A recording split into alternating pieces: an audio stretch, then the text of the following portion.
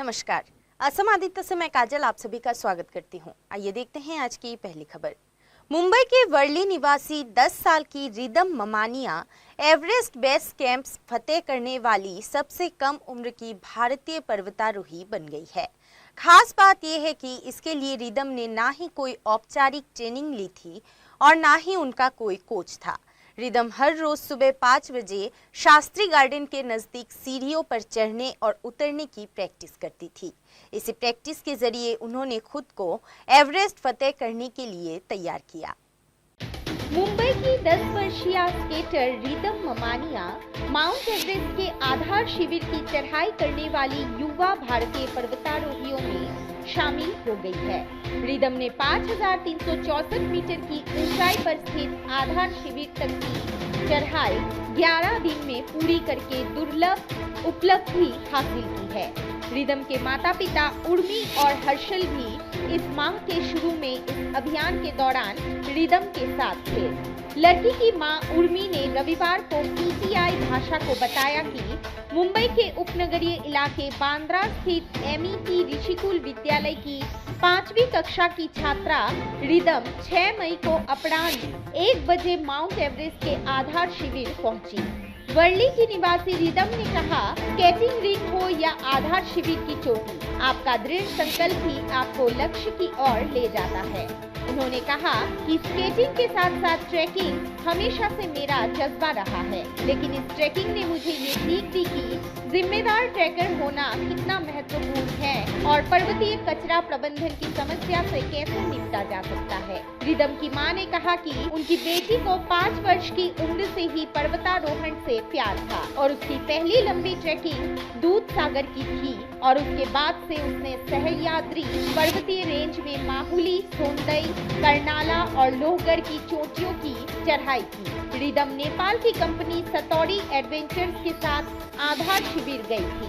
कच्छ के कुछ ट्रैकर का एक समूह भी उसके साथ था। News desk report, Assam Aditya. अब बढ़ते हैं अगली खबर की ओर।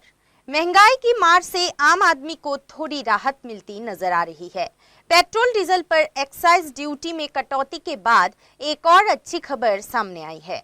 बता दें कि अब कच्ची घानी तेल के दाम में गिरावट आई है। विदेशी बाजार में खाने के तेल में तेजी के बीच इंडोनेशिया की तरफ से निर्यात खोलने का असर देश के बाजार पर पड़ रहा है। महंगाई के मोर्चे पर आम आदमी को कुछ राहत मिलती नजर आ रही है। 2 दिन पहले सरकार की तरफ से पेट्रोल डीजल पर एक्साइज ड्यूटी में कटौती किए जाने के बाद अब एक और राहत देने वाली खबर आ रही है। एक्साइज ड्यूटी कम किए जाने से पेट्रोल का रेट 9 रुपए 5 पैसे प्रति लीटर तक कम हो गया। अब कच्ची घानी तेल में बड़ी गिरावट आई है। कीमत में कमी इंडोनेशिया के निर्यात खोलने के बाद से आई है। विदेशी बाजार में खाने के तेल में तेजी के बीच इंडोनेशिया की तरफ से निर्यात खोलने का असर देश के बाजार पर पड़ रहा है। पिछले हफ्ते अधिकांश तेल तिलहन की कीमत में गिरावट का रुख देखने को मिला। इसका असर ये हुआ कि कच्ची घानी सरसों का तेल 40 रुपए तक सस्ता हो गया है। ये खाने के तेल के रेट में बड़ी गिरावट मानी जा रही है। सूत्रों ने बताया कि पिछले हफ्ते के मुकाबले इस सप्ताह सरसों दाने का भाव 100 रुपए टूटकर 7,515 से 7,565 रुपए प्रति क्विंटल पर आ गया। इससे सरसों दादरी तेल 250 रुपए की गिरावट के साथ 15,050 रुपए प्रति क्विंटल पर बंद हुआ। वहीं सरसों पक्की घानी और कच्ची घानी तेल के रेट क्रमश 40-40 रुपए की गिरावट के साथ क्रमश 2,365 से 2,445 रुपए और 2,405 से 2,515 रुपए टन पर बंद हुई। News desk report, Assam Aditya. Corona के कहर से दुनिया ठीक से संभली भी नहीं है और एक नई वायरस डराने लगी है। ये है monkey pox virus. Israel, Switzerland और ऑस्ट्रिया मंकी पॉक्स के मामलों की पुष्टि करने वाले नए देश है। इसके साथ ही प्रकोप की रिपोर्ट करने वाले देशों की कुल संख्या 15 हो गई है। कोरोना के कहर से दुनिया ठीक से संभली भी नहीं है और एक और वायरस डराने लगा है। ये है monkey pox virus. Israel, Switzerland और ऑस्ट्रिया मंकी पॉक्स के मामलों की पुष्टि करने वाले नए देश हैं। इसके साथ ही प्रकोप की रिपोर्ट करने वाले देशों की कुल संख्या 15 हो गई है। इजराइल और स्विट्जरलैंड दोनों ने कहा कि उन्होंने एक संक्रमित व्यक्ति की पहचान की जिसने हाल ही में विदेश यात्रा की। इजराइल अन्य संदिग्ध मामलों की जांच कर रहा है। भारत में भी इस नई और दुर्लभ बीमारी को लेकर सरकार अलर्ट मोड में आ गई है। वहीं इस बीमारी को लेकर विशेषज्ञ भी अपनी राय रख रहे हैं। मंकी पॉक्स लोगों के बीच आसानी से नहीं फैलता है और बीमारी आमतौर पर हल्की होती है। मध्य और पश्चिम अफ्रीका के दूर दराज के हिस्सों में ये वायरस सबसे आम है। यूरोप, अमेरिका, कनाडा और ऑस्ट्रेलिया में हालिया प्रकोप में 80 से अधिक मामलों की पुष्टि हुई है। इस प्रकोप ने वैज्ञानिकों को आश्चर्यचकित कर दिया है, लेकिन बड़ी संख्या में जनता के लिए इसका जोखिम कम कहा जाता है।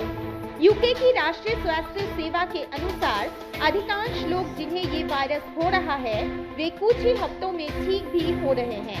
विश्व स्वास्थ्य संगठन ने कहा है कि कई अन्य संदिग्ध मामलों की जांच की जा रही है और चेतावनी दी कि अधिक संक्रमणों की पुष्टि होने की संभावना है।